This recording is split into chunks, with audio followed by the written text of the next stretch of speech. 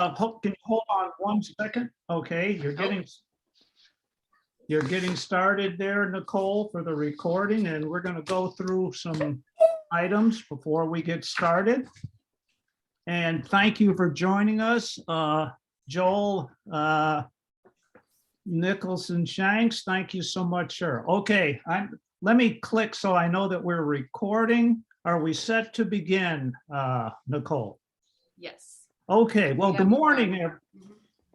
Good morning, everyone. And let me start and share what we're doing here. First of all, welcome. And please be advised that this is a special meeting of our Outreach and Community Engagement Standing Committee. We want to set the table here for our board members and for those of you in the audience. And let me give you, if we may, some housekeeping items. For those of you in the public, please keep your participation on mute until you are called upon. For those on the phone, please use *6 to mute and again *6 to unmute. We'll hear comments from the board and then from the public by raising your hand. You can do that on screen.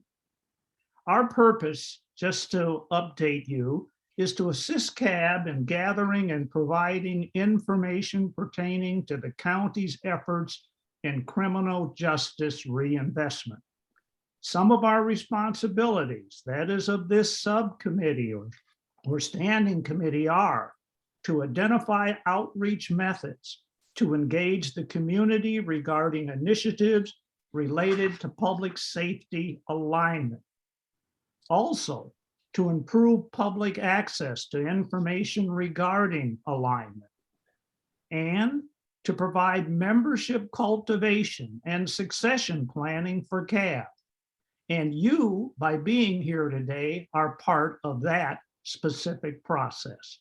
And finally here, we organize our annual new member orientation. I'm grateful for those who have joined us. So it's time, let's get started. Let's have the introductions first for OCEC. Could you call that roll, please, Nicole? Yep, Crawford. I'm Crawford Carpenter, the acting chair. I'm a member of CAB. Mark. Mark Thomas. I'm second to Crawford. He's the main man. And I'm in Oakley, East County. I'm on CAB. I pass it to, back to Nicole. Nakenya. Hello, everyone. My name is Nakenya. I am a one-year CAB member, and thank you for being here. I actually have a new computer, so I am having issues seeing you guys. So I don't know. I'm trying to fix that, but my apologies. No Scott? problem, Nakenya. Sorry. Scott. Oh, hi. Yeah, Scott Parsons. My first official day as a CAB member, and proud of it. Crawford, did you want us to invite those that are? Yes, yeah, let's go down. Let's go to staff then. Okay, Elisa. Hi, everyone. Elisa Robinson with Supervisor Diane Burgess's office. And Dawn. And I'm Dawn Morrow. I'm also from Supervisor Burgess's office. Glad to be here. Thank you. Michelle.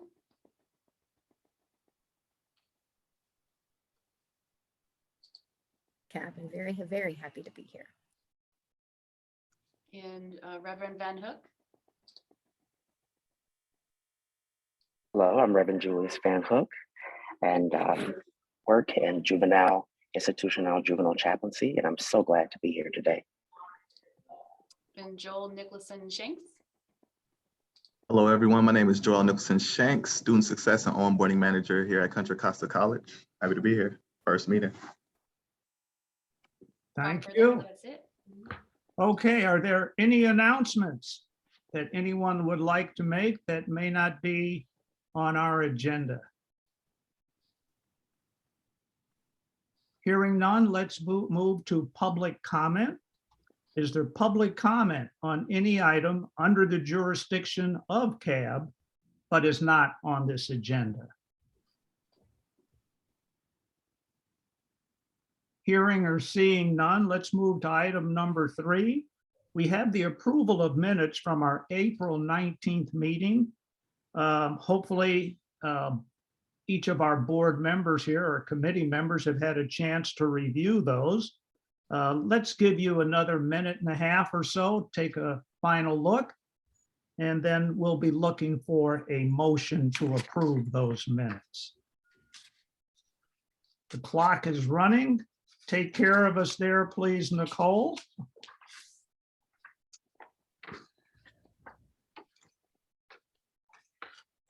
Are we giving people a few minutes? Yeah, let's give them a minute or so.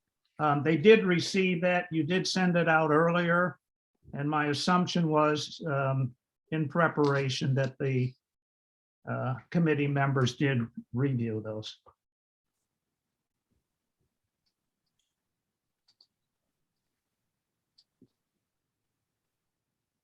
I fell off the grid for a second there. What were you guys referring to? The applications and the, No, if you could take a look at the minutes, please. I'm assuming that you looked at them. They were sent to you a few days ago. The minutes of the previous meeting that we had in April. April 19th, to be exact. okay, thank you. Thank you, McKenna.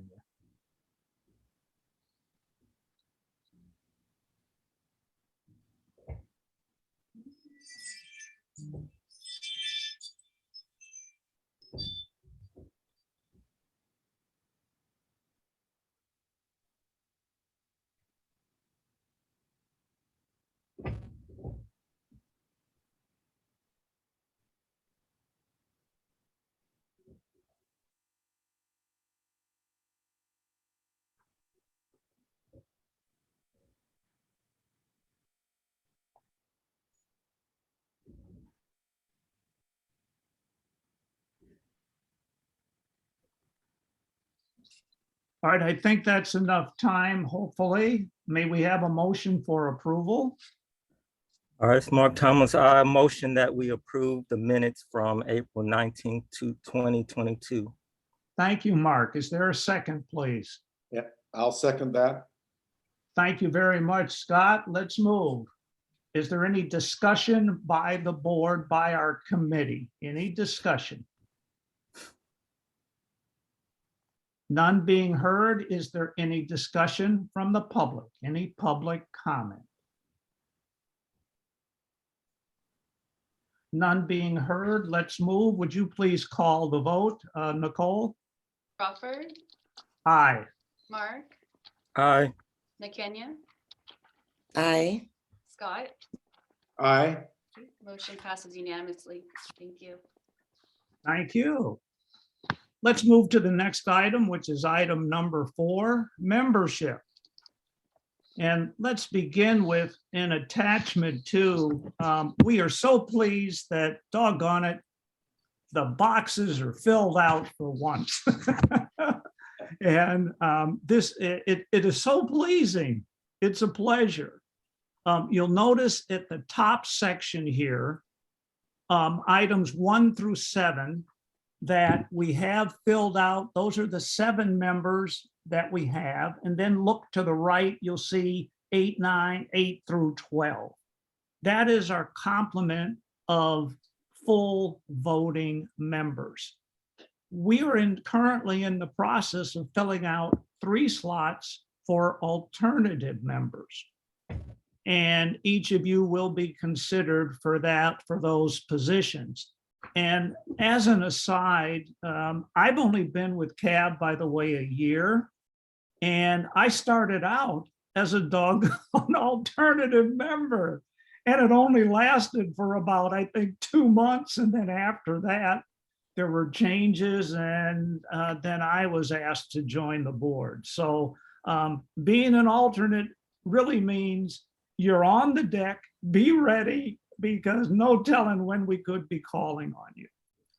And below, which Nicole has presented for you, are our 3 committees. And in addition to being a board member, you're expected to be a member of one of these committees. The first one, Outreach and Community Engagement. That is our committee, the committee that you are presenting yourself to. We have Programs and Services, and then we have Policy and Budget. So we've reviewed where we are, our standing membership status. Are there any questions before we go to the applicants? Any questions on the information that's on your screen? Okay, without hearing any questions, let's move to the business at hand. Nicole, I believe Reverend Van Hook said that he would like to go first because he has a scheduling conflict. Yes. If All that's right. okay with everyone else. Okay. That being the case, let's start with Nickerson. Do you have any questions for Reverend Van Hook? I actually did. I'm trying to, let me see. I was gonna open it up on a bigger device. But I don't have the time. So come back to me if you. Okay. Mark, any questions from your vantage point? Well, I see that some of it's written here. I'll just ask him, what do you think your particular qualities or skills that make you a benefit to the committee or the CAB? Yes, I think just having a passion of actually being reared and, born and raised in this community, and just having invested in the community, and also with the young people, and understanding what they go through, working with them and dealing with them on a daily basis, along with their families, and interacting with our community partners as well. It will allow me firsthand insight of what the population we're trying to serve. Okay. What area do you think is of particular area that we might focus attention on? I mean, what's critical to you as far as what you see going on in the community that needs to be addressed? Well, really, at large, or as it relates to community corrections or absolutely. Justice. Absolutely. Just really making sure that everyone's talking about restorative justice, but oftentimes we don't have people actually that are restorative justice practitioners that are actually making sure that this process, because it's really it works if it's actually followed through with. You have people that can bring the parties together and make sure that things are restored and there's justice, to offer alternatives, to provide strengths-based, healing-centered mentoring programs to our young people for prevention purposes, and also for rehabilitation and reentry purposes. There's a lot that's missing in our community for this demographic. Okay, thank you. Thank you. Could we please go to Scott? So Crawford, at this point, I don't have a question. So I may, though, after I've heard comments to some of the others, if that's okay. Excellent. We will circle back to you, Scott. Thank you. Okay. Nickerson, can we call on you, or do you need a few more moments? No, I think I have it. I went through it last night, so I have to jog my memory. But I think I was interested in the juvenile chaplain work. What have you been able to experience from there that you feel like you could contribute to what's going on with the CAB now? I relate to the juvenile experience, so I am interested in seeing how you were able to bring some of that to the CAB. Absolutely. Thank you for asking. Yes, once again, just firsthand experience. My work with them in chaplaincy and dealing with them, meeting them where they are emotionally, and just dealing with their families, the family engagement piece, and just being privy to information, being privy to, just being their thought partner, the person that they oftentimes talk to about their dreams, their goals, or even how even what got them to the point to commit whatever crime they may have committed or not committed in some cases. So just really connecting with them, with their families, meeting them where they are, and really being able to, get the raw input. They don't know, they don't know that I'm working, all the time to try to make sure that the things that they bring to me, that I'm bringing to the greater community, so that we're not just putting programs out or funds out that are not culturally or generationally responsive, to what they need. And so I think that's what will, that's one avenue that I'll be able to come from.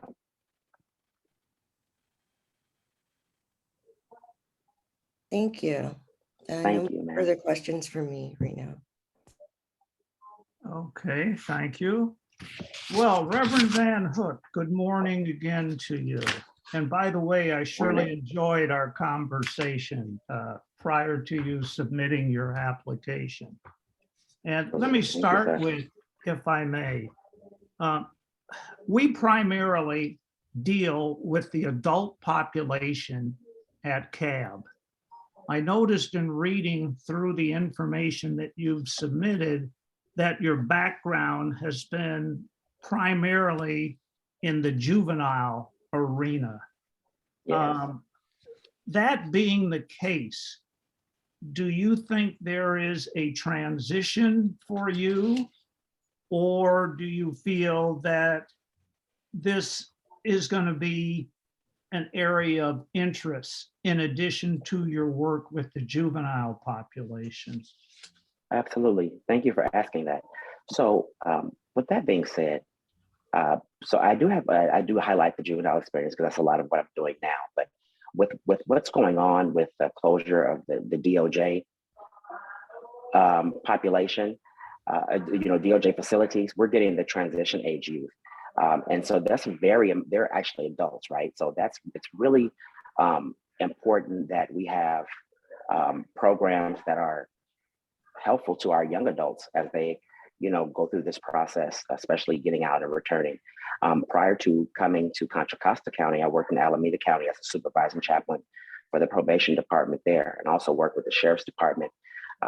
And my former ministry there, they have a program, it's called Fresh Start Academy, and it's actually with adults, and I worked with that too. So I do have experience working with the adult probation population, but I really have just really focused in on the transition age youth because of all of the new initiatives that are going on around it and the studies that have been done for this young adult population. Thank you. And I think there's some background noise. If it's someone else that would be kind enough to. Yeah, no, that was me. I had an emergency situation for a young person that they needed me to officiate over a funeral service today, but I wanted to balance all of my duties and make sure that I made this a priority as well. Okay, no problem. My next question. How would you prioritize housing, employment, and mental health for returning citizens? Again, let me mention the three: housing, employment, and mental health. How would you prioritize those? Well, I would actually, sorry, I have to move further away from the door. I apologize about that. Ministry's never done. Mental health, well, first of all, mental health, housing. Housing because, use an example of Jesus, he fed people before he spoke with them, before he gave them a discourse.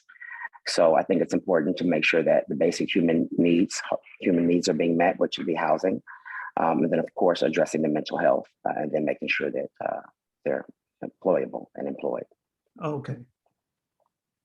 Thank you. Then moving to my next question. What guidance would you provide to an individual preparing to re-enter society? That you have something called ELE, expert lived experience, and you have the choices to come out and take your ELE, which is like a degree acronym, and do something with it to take your lived experience and use it as a bridge, and use it as building blocks to build the successful future that you desire for yourself. Thank you. And another question. Tell us about needs for a returning citizen. For example, could you comment on the need or needs for computers or computer access, cell phone or tablet? What's your perspective on needs for a returning citizen? Definitely, because we're living in a technology-driven society, we definitely need to make sure that they are equipped with the proper technology to be successful in all of these areas: housing, employment, even with their mental health. There's different types of training programs. Some of them, maybe even with basic things that's going through to get your driver's license. So there are a lot of things like that that are really needed, even clothing in some cases, making sure that they have the proper clothes for interviews and things of that nature. Yes. Thank you. Let's circle back. Scott, do you have any questions, sir?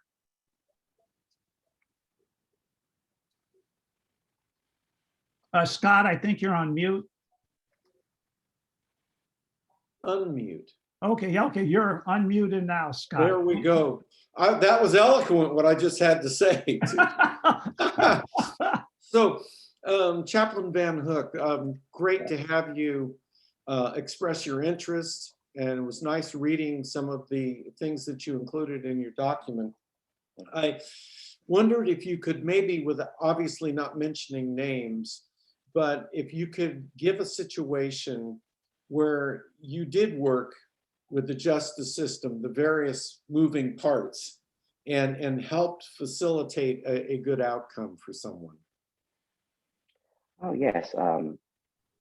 Upon the release of some of the youth and young adults, making sure that working in conjunction with their probation officer, of course, letting them know that we're continuing contact and working to make sure that they are connected with some of the very few community-based organizations that we do have, but being able just to really advocate for them, and of course to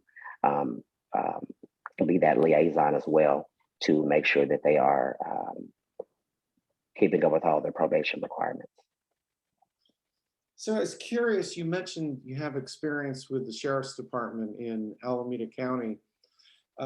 Did you have the opportunity to help be a link between law enforcement and those with reentry and being a positive force?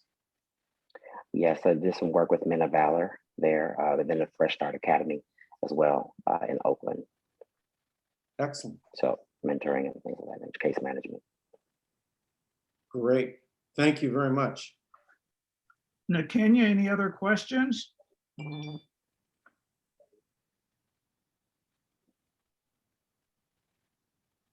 You're on mute, Kenya. Darn, I thought, Darn, okay. I do not at this time. I would be curious if he has any questions for us. Okay. And one other thing, one second, Reverend Van Hook, let's go back to Mark. Any more questions from you, Mark?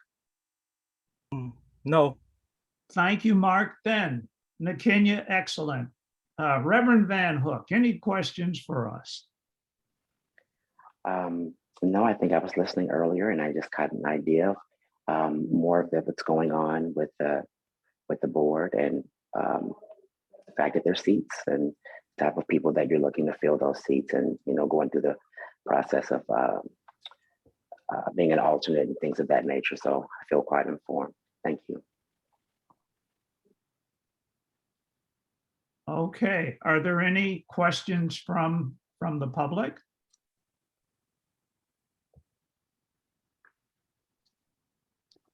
I mean, it's maybe more like a comment. If there Yes. is a need for applicants to better understand when alternates are called upon.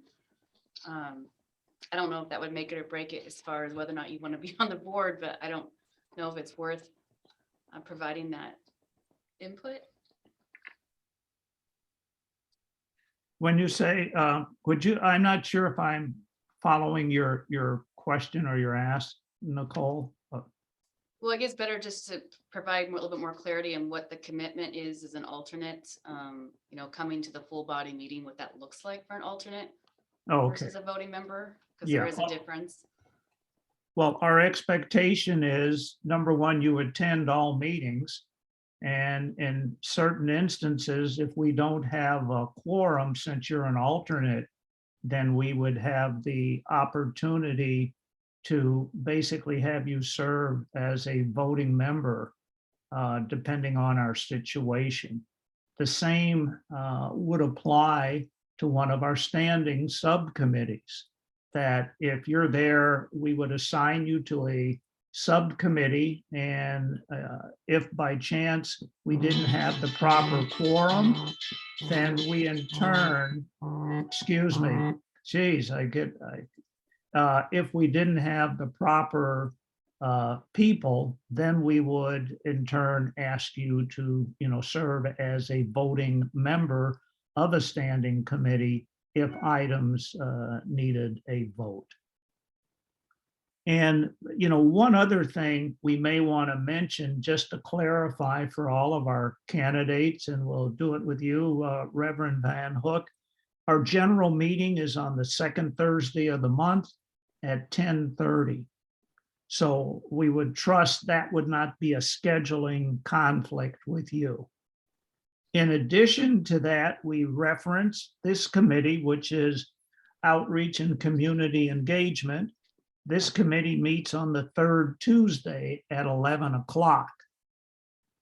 And then we have the Programs and Services, the middle one committee that's referenced there in the bottom.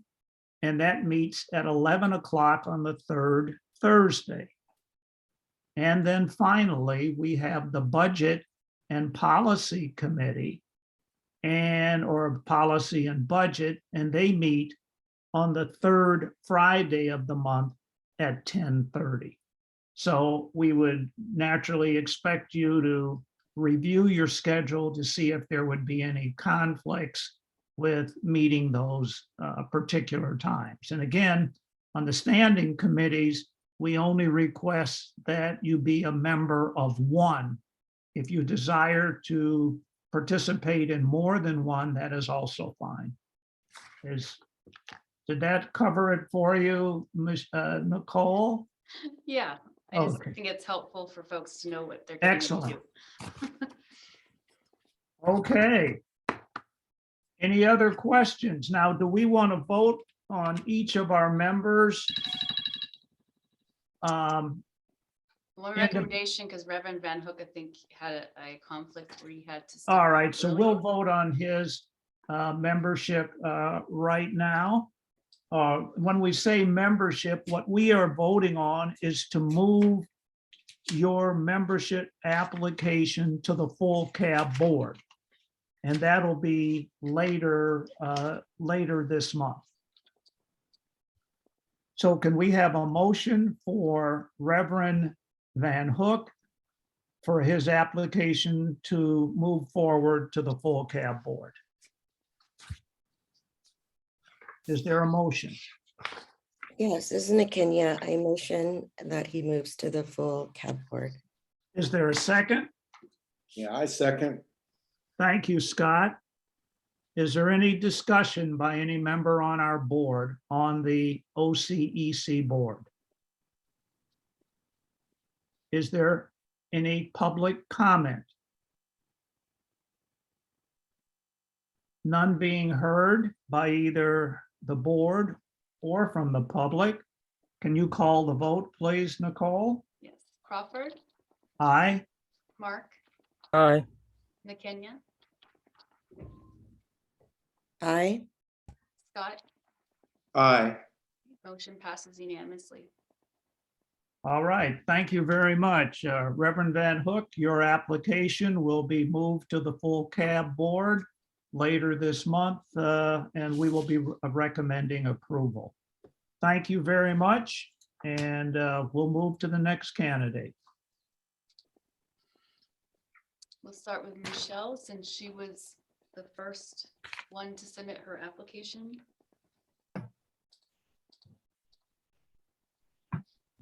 Okay, well, Michelle, good morning. Good morning. And welcome again. Thank you. All right. Thank you. We'll probably get started here. Why don't we start with Mark? Do you have any questions for Michelle? Well, anything in addition to what you already wrote about your skills and qualities that you would bring to CAB? If you'd like to speak on that. I honestly can tell you, I don't remember what I wrote, but I am an alcohol and drug counselor. And also a social worker for healthcare. So I've had experience dealing with both sides of the system, plus being in jail was an experience I'd like to forget, but I do have that in the forefront of my mind. And every time I apply for a job application, so I'm aware. I have a son in the Navy and a son that died from a heroin overdose, and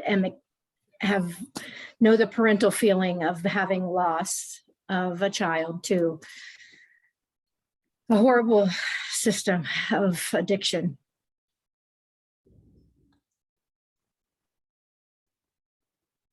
Any other questions, Mark?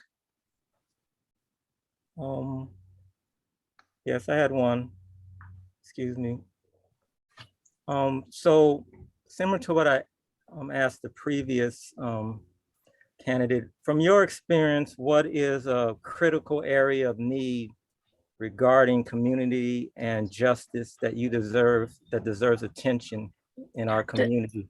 It's the stigma that we create around people that have been in the criminal justice system when they get out. It's the stigma of that, and also the stigma of drug addiction and what is happening in the society. If we get rid of that stigmatism, it will decrease the crime activity as well as enhance people's lives every day, to where if you have something that you've done, you won't be looked at so terribly, which will decrease their ability to work, be a productive part of society, and deter them from being continued or start criminal activity in the community. Well, thanks. I say personally, I agree with that, but what do you see as a way we can go about diminishing or eliminating those stigmas? I think a community engagement, education, being involved, making people aware, and just constantly the way that we speak about it as well. If you constantly say, oh, that crackhead or that felon, instead of saying that nice man that's looking for a job, or that person that's having some mental health issues, medicating themselves. It's just the way that we speak about our community will change the way that we interact with everyone in our society. Okay, well, thank you for your answers. And shall we pass to Scott? Sure. Michelle, can you provide an example in your professional career where you were able to be helpful to a person with reentry? And if you were, can you explain what methods and techniques in your, with your professional repertoire you used to help that person to be successful? One of the best things that I do have that I do pride myself on is that I'm not judgmental. Everybody has a right to live happy and free and full of all that life has to give them. This is their one and only life. So I think I look at that person as someone that's just where they're at, and they need to get wherever they want to go, not where I want them to go, not where we want them to go. And they need to know that taking what they have, the probation department can be a huge asset. The parole system can be a huge asset. We have resources to help people if they can use it. And we just need to educate them about that, what their options are. And we need to be knowledgeable as well as, like, if they need a cell phone, which you can apply for a job, you can find housing, you can do all kinds of things on a cell phone now.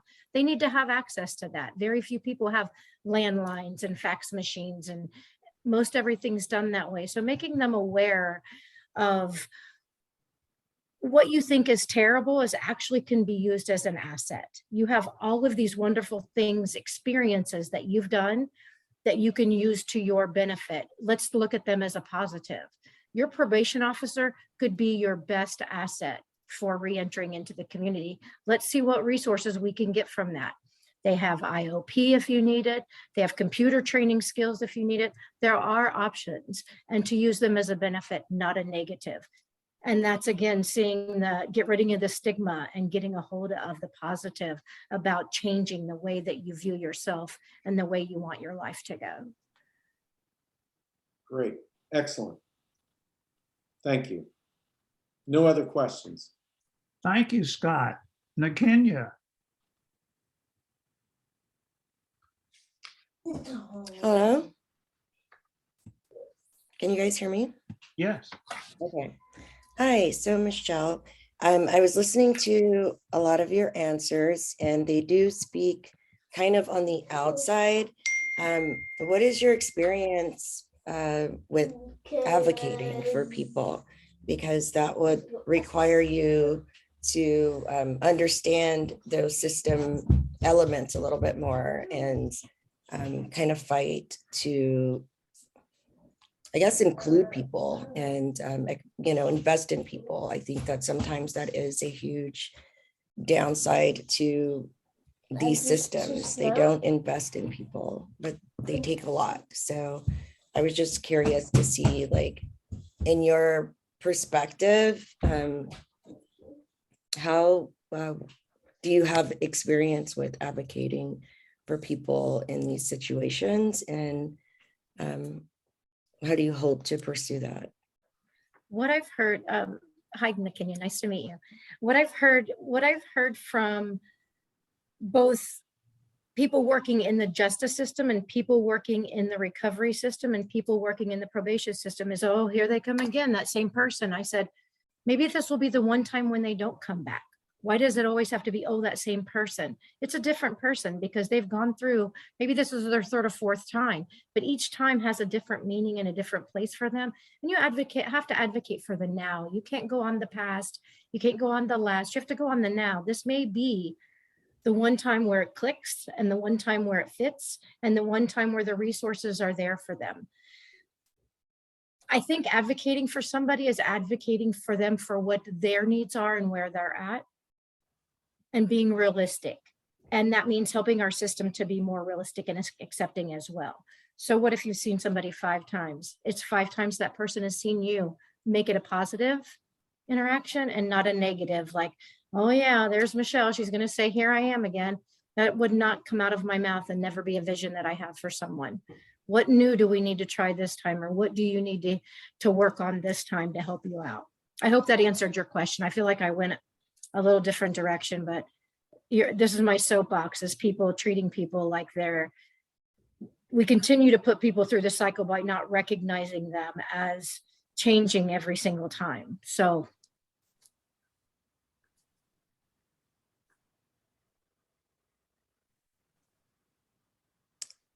I didn't want to talk over you. Were you ready for me to? Yeah, I'm done. I Okay. thought I better stop myself. I'll keep talking.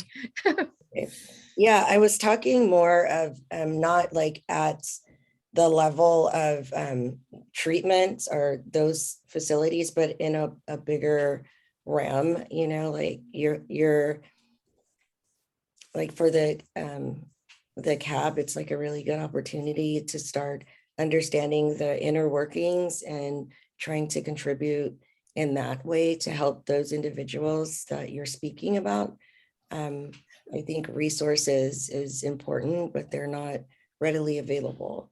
And like this, it's an opportunity to like try to understand that and make sure that they could also receive some of the things that they need so that you can help them as well. So that was where I was going with it, not just like in Sure. the facility, but more on a broader scale of how do you, you know, help those people in the facility. Like advocating for Senate bills to provide funding to have people that are leaving Well, facilities. yeah, but through Okay, the CAB process, you know, like now you're able to meet different individuals from different departments, and it's a good way to understand, you know, how things work and that you can get even more involved. So I was just trying to make sure that part was understood as well.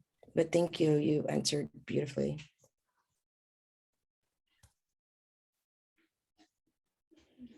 Thank you, Nakenya. Are there any other questions from any of the other committee members? Okay, I guess it's my turn then. Michelle. I noticed in your application, you said something about Matt Morrissey. For those of you on the call, he heads up the Administration of Justice program at Diablo Valley College. I had a great meeting with him. Oh God, I think it was back in November. And he said he would see what he could do to get the word out to some of his students. My assumption is that you were or currently are one of his students. Is that the case, Michelle? I have been in the past. I have Yeah. an associate's degree in criminal justice and juvenile counseling and correctional counseling. Oh, And I have an extensive criminal justice education and personal experience background. Yes. so you have an AA in criminal justice? And I have my bachelor's in social work, my associates in criminal justice. I'm getting my master's in addiction studies and my PhD in epidemiology. Wow, well, good. Well, was there any specific course that you took from Matt that caused you to delve further into the criminal justice career field? His policies and procedures class. Okay, Yeah, how we need to provide better. I mean, we can't just throw somebody out into a society that's been incarcerated. That's a ridiculous concept. You don't just say, okay, here you go. Now report to me every week and tell me you're doing good, because that's not realistic. understand. And you indicated you were an SUD counselor. What is that? Substance use disorder. Okay, And I'm a dual diagnosis counselor and case manager. okay, and is that AOD? Because that was my other Yeah. question. Yeah, alcohol and drugs. Alcohol. Sorry. Okay, all right. Well, just wanted to let you know that we did look at your application. Okay, the next question. Do you have any experience in serving Contra Costa County? In Contra Costa County, no. Okay, no problem. I And do live in Concord, though. I do have to say I've recently moved to Concord, so it's of great interest to me, our community. okay. And have you attended any of our CAB meetings before? I have not. And before I get to my last question, why did you decide to apply to CAB? Professor Morrissey is the one that introduced me to and gave me some paperwork actually on this in November. he's mad at me that it took me this long to actually do it. He finally this semester said he's not going to let me take classes anymore if I want to in the future unless I do. So I'm kidding. That's not why, but he did. But I talked to him for quite a bit about it, and he told me that knowing me and what my goals and what my envision is for the criminal justice system and how we treat people, that this would be a perfect fit for me. So that is, and I thought about it for a good couple months and did some research. I wish I would have known I could attend a meeting, and I would have, but I did look into the CAB experience, and I hear good things in the community about it. And I would like to hear more, though. I'd like to be more to be more known. It's not that well known. But other than that, that's all I can think of. Okay, well, maybe we need to get you on the outreach and community engagement subcommittee. I think that's where I would fit very well. I know you asked that question to one of the others, and I think Yes. that would be excellent. That is totally what I would choose to do. Wonderful, wonderful. And my final question for you, Yes, sir. where do you think funds would be best dispersed to assist an individual who is currently incarcerated? Do you need me to, where do you think funds would be best dispersed to assist an individual who is currently incarcerated? Can you tell me a little bit more about what you mean? Someone that's getting out of being incarcerated, that's getting. No, who is currently incarcerated. So I they're think we could do a lot. I think we could do a lot with mental health in the system. We don't do Okay. much with mental health. I would really, really appreciate it if we spent more time on resources for when they are. This is where you go. These are companies that hire you with a felony. This is getting them to come out ready and healthy. Okay, let me see if I'm writing this down. You want them to come out ready and healthy, correct? Yes, if that should be our goal. That is the goal. If you really look at what our criminal justice system is supposed to be doing, it's safety first, and then getting people ready to re-enter society as a human, as a whole human, ready to live their best life. And we should be doing that, and we're not. Well, thank you, Michelle, and give my best, by the way, to Matt. I thoroughly enjoyed meeting him, visiting with him, and in fact had a chance. We gave a presentation regarding CAB to all of the instructors over there at DVC, and we're so glad that there was fruit to our effort, the mere fact that you were here. So that's wonderful. So thank you. He's a very good human, and he has the ability to reach out to other really great people. So. Well, great, great. Let's move now. Any more questions from the board from the standing committee? Are there any questions or comments from the public? None being heard, then let's call the vote. Is there a motion for moving the application of Michelle Carter forward to the full board? May I have a motion, please? So I'll move that we move Michelle Carter forward for consideration by the full board, but only if that enthusiasm of hers comes with that transition, which I think is a good thing. Is there a second? I second. Any discussion by the committee? Any public comment for the committee? None being heard, would you please call the vote, Nicole? Yeah, Crawford, Aye. Mark. Aye. McKenya, Aye. Scott, Aye. motion passes unanimously. Thank you. Thank you, and thank you, Michelle, and hopefully you're off the hot seat now, and we'll put Joel on the hot seat. And Tag, you're it, Joel. Yeah, Joel, you're it. Sir, yes, sir. Okay. Would you like me to stay for support, Joel? You're more than welcome. You're more than welcome. That was my actual question. My only two questions were, Nicole asked the question about what we actually do as an alternate. So I don't have any questions, but would you like me to stay board or do you need me to leave for Joel? Oh, no, we encourage you to understand the process. This may Okay, be I'll a stay then. committee where you could be most helpful. Hey, we have open arms. Okay, well, why don't we move then to the next candidate? Do you have his? Thank you, Nicole. And our next candidate is Joel Nickerson Shanks. And I had the pleasure of talking to this gentleman a little while ago.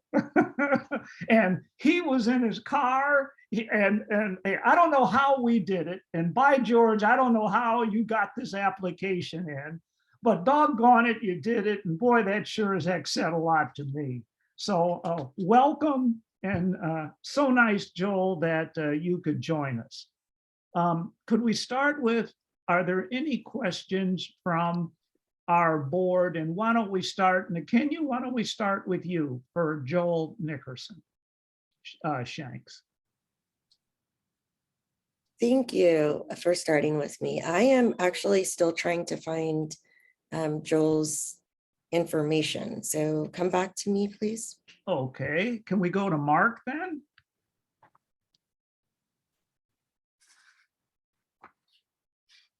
Mark, I think you're on mute.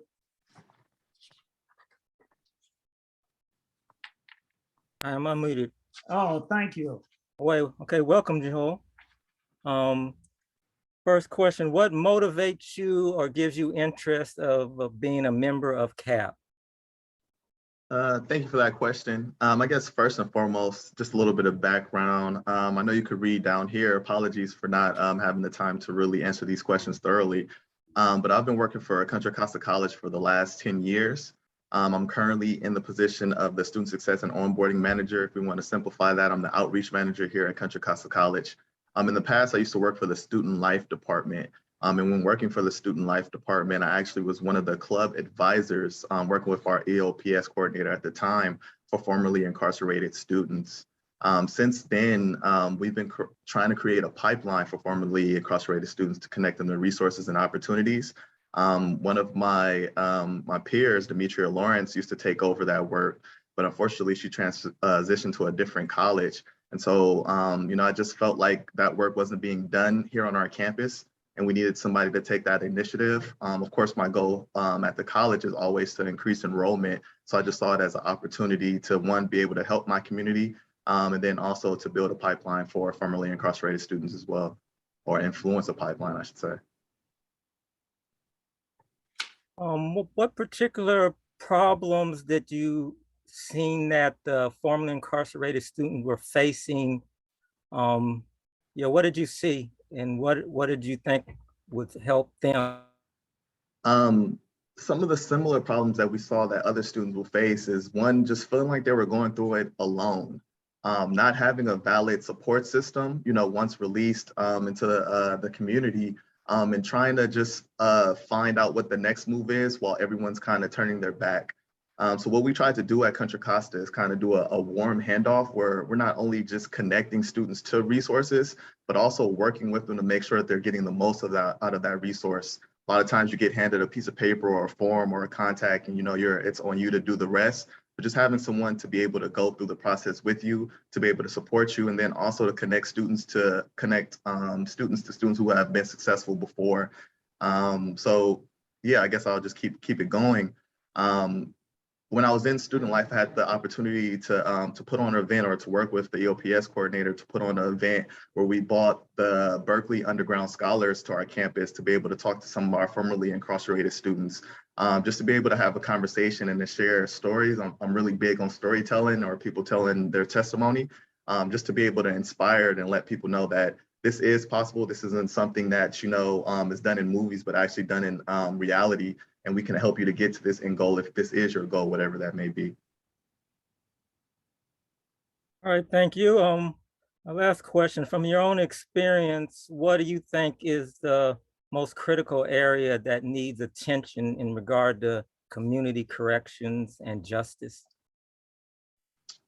The biggest, I know, I can't remember the first person who went, but we talked about basic needs. And one thing that I definitely think needs to be focused on is just the basic needs when someone is released, and making sure that that's taken care of when it comes to a place to live, food, access to someone that can help you with your mental health, and then also access to opportunities to help you get back on your feet.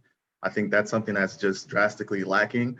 I know that Michelle said, that she wants people to be ready once they leave.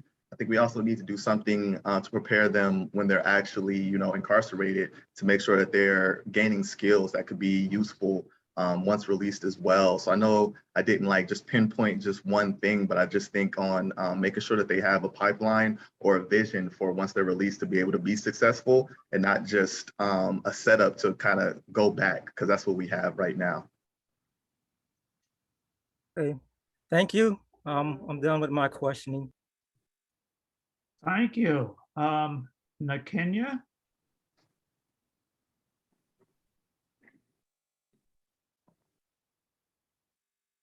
Can you hear me? Yes, we can. Yes, ma'am. Okay, hello. I'm looking through your stuff right now, and were you only working with kids, or were you working with second chances with adults? I guess in my background, I had the opportunity to do both. Right now, I'm working with the adult population and focusing on the adult population.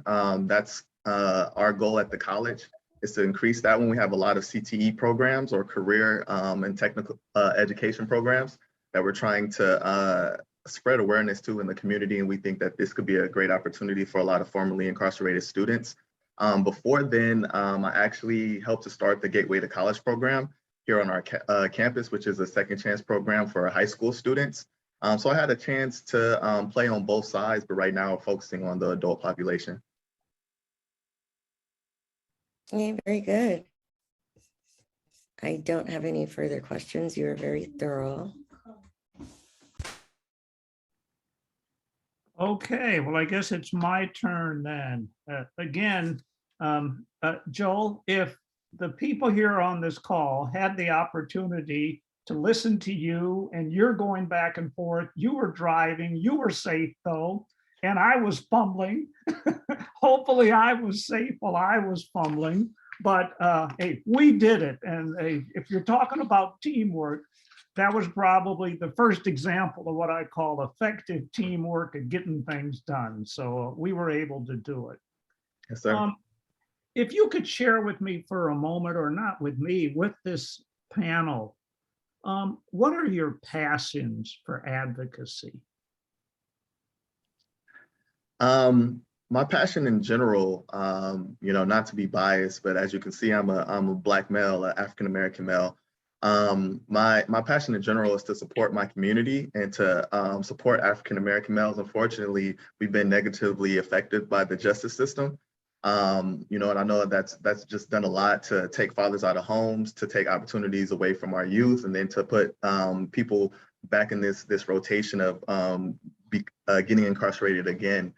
And so what my passion is one, just to build opportunities so that my population of people could be successful, and then also expand that to just minorities in general. I know I live in this area, live in this community. I know the relationship that we've had with the Justice Department hasn't been the best. So just finding a way to positively affect that and kind of change the image that we might have of our justice system, and change the image that they might have of us, would probably be where I would stop at. I could kind of keep going, but then I'll probably go down a line of things that's not needed right now. Well spoken. And then finally, could you elaborate on how to create pipelines for future Contra Costa College students? I know you touched on it. Could you Yes, maybe sir. just elaborate, sir, a little bit further? A lot of this is about building relationships, right? And connecting people. And so it really starts with having that conversation with the gatekeepers, the people who are in direct contact with individuals, making sure that they know who you are, how to get in contact with you, and what resources that you have. And then also seeing what you can do to have conversations and build relationships so that you're able to actually communicate with the people that they have access to. What we've been doing at Contra Costa and working with students at WCCUSD, which is the local high school or our local high school district, is just going inside the classrooms and building relationships with teachers, with counselors, with everyone that's influencers, everyone that might have direct connections to students. And we hope to do something similar with the adult populations for students who are formerly incarcerated. And so once we have those relationships, then we're able to kind of feed in our resources and kind of feed in those opportunities as well, and then build those relationships and connect with those students. And then to make it sustainable, it can't be just one person. We got to have backup plans. We got to have people who's also able to step in and kind of passionate about that same topic, so that they know once when they get a phone call that they're going to pick up, because we know if you don't have that relationship, it's easy for people to ignore you at this point in time. Thank you so very much, Joel. Maybe before we circle back, just to be on the safe side, do we have any potential questions from our committee? Mark, anything else from you before we move on? I don't think Scott has asked any questions. Oh, I'm so sorry. Scott, Crawford, you skipped me. doggone it. Can't skip Scott. Hey, That's we all right. saved the best for last. Go Thank you. ahead, Scott. There you go.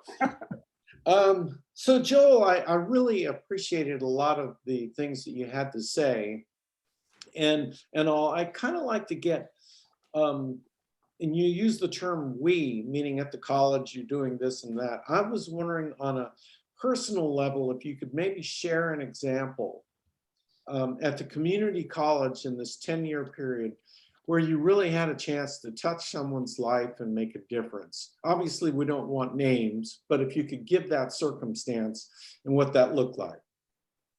Yeah, so I'm actually going to use a high school student for this example. And I mentioned earlier about helping to start the Gateway to College program. For the Gateway to College program, I was a resource specialist. And just to easily describe that one, that would have been like an academic counselor. What we had the opportunity to do, or what I had the opportunity to do, is work with a young individual who I took a liking to. At first, he really didn't believe in himself or thought he would be able to go to high school or finish high school. Once that he got out, he actually had little to credits in high school and kind of been bounced around. Also was a foster care student as well. What I had the opportunity to do is one, build that relationship and connection so that he could call me whenever he was in trouble or in need. I had the chance to advocate for him when it comes to court cases and things of that nature, and go to some of his hearings as well. And then also when he needed help, I guess, on the academic side as well, to connect him with resources and counselors and tutoring as well, so that he was able to graduate eventually. And then I believe he is still going to the college. He hasn't graduated just yet, but he is continuing his educational journey. And he still has a great relationship, and he's able to reach out to me. And then he's also used me as someone to give him a letter of recommendation. And I'm losing my words right now, but when you need someone for a job and you need to have somebody be a reference, for a job that he was applying to as well. Excellent. Nice example. It feels good, doesn't it, when you can make that kind of difference in a person's life? It feels amazing. I also have a few people, in my life. One of my best friends also was formerly incarcerated right now, and he's a barber. And it just feels good to be able to hear those success stories of people who just were able to turn their life around. Most of the people who, well, in my experience, were incarcerated aren't bad people at all, didn't really do anything crazy. It's just living the life that they were given. And so it's just great to be an advocate, to be able to be used to help someone to improve their life. and then to learn from them, because like I said, when it comes to life experience, when it comes to knowledge, I believe you can learn from everyone, and that, you know, your decisions that you made in the past doesn't make you who you are right now. And I've probably done a lot of things as well, and just got lucky and had people in my life to, you know, advocate for me so that I didn't go down the wrong path. Excellent. Thank you for sharing that. Okay, now let's make sure we've got everybody. Scott, we got you, we got Mark, Kenya. I think we've got it. I don't have any further questions. Is there any more further discussion by the committee as a whole? Is there any public comment? May we call the vote, please, Nicole? Sure. Crawford, Aye. Mark, Aye. McKenya, Aye. Scott, Aye. motion passes unanimously. Thank you. I was nervous. Hey, on second thought, maybe we'll revote. I'm the public and I say aye. You say aye. Thank you, Okay, thank you. Michelle. Remind me again who made the motion, the second again? Us, Actually, a motion wasn't presented, was it? Oh, I think it was was there a just voted motion? on. Was there a motion and a second? yeah, I'll move that we certainly move Joel Nickerson Shanks forward for consideration by the formal cab. I second it. Everyone's votes remain the same? yes. Okay. Sorry, That's okay. we I don't got think out we of, need to go through that again, so motion passes unanimously. okay, sorry, we got out of sequence. My apologies. It's okay. Okay, all right then. So we've got, just to summarize here quickly, we do have a time constraint. We want to adhere to as best as we can. We've interviewed each of the applicants. I think we've got 3 outstanding applicants that we can move forward. That'll take place now. When is our next committee meeting? It'll be for the general meeting. That'll be on the second Thursday. Next And week. that'll be next week. And hopefully the 3 applicants will be at that meeting also. You won't get grilled by us again, but there are some other board members that may have questions. And hopefully you can join us. Are there any other comments pertaining to the individuals? Oh, Michelle, I saw your hand. Do you have a comment? Had a question for Nicole. Will you be sending an invite to that meeting? Yes, when I Okay. get close to posting that, we have to post that agenda on Friday, so you guys will definitely be, I'll probably add you to the calendar invite, just that one instance for next Thursday, and then you'll also be getting either Friday or Monday, the agenda packet with the Zoom link, which will look very much like this, just a different Zoom link. Thank you. Perfect. Okay, and let's move to item number 5, our next steps. Well, our next step is pretty simple here, hopefully. We will forward each of your applications to the full CAB board. And unless there are any other questions, Nicole, anything else that, I was We just need gonna to- say next steps that I captured kind of from the last meeting is the next steps for the next meeting is just the same. As far as any new memberships or applicants that we'll get, we have a placeholder for that to do informal interviews. And we'll be looking at the revised PowerPoint for the CAB overview of the board, that PowerPoint that you guys have. We're looking at talking points, last year's talking points document, looking at the diversity survey, and then also